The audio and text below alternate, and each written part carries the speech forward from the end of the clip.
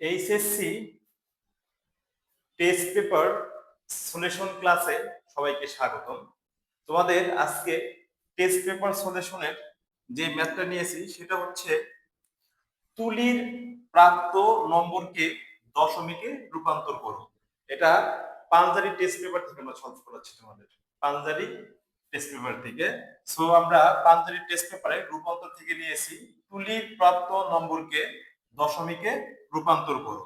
তাহলে দেখো, এটা হচ্ছে তুলির প্রাপ্ত নম্বর।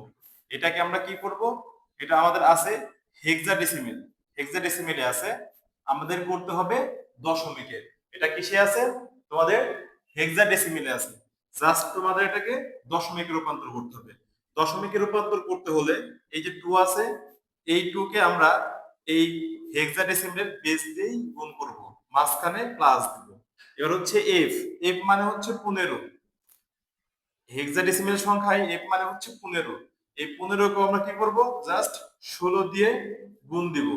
গুণ দেওয়ার পরে দেখো এই দুইটা সংখ্যায় আছে, এবার যে বেস গুলো আছে 0 থেকে পাওয়ার বসাবো, অর্থাৎ 0, তারপরে হচ্ছে 1, এভাবে পাওয়ার বসাইতে হবে। এবার যতগুলো সংখ্যা থাকবে এভাবে 0, 1, 2 এরকম করে তোমাকে পাওয়ার বসাতে হবে। তাহলে এখন দেখো যে 2 আর হচ্ছে দেখো 16 উপরে অন থাকা মানে 16ই, তাহলে 16 আর 2 গুণ করলে হবে 32। আর দেখো এখানে 15 আছে, 15 থাকবে, সমস্যা নেই।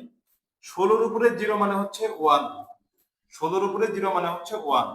তাহলে দেখো এখানে 32, আর দেখো এখানে 15 আর অন গুণ করলে হবে 15, আর দুইটা যোগ করলে কত হচ্ছে 47। তাহলে এটাই হচ্ছে তুলির প্রাপ্ত নম্বর দশমিকে। ওকে।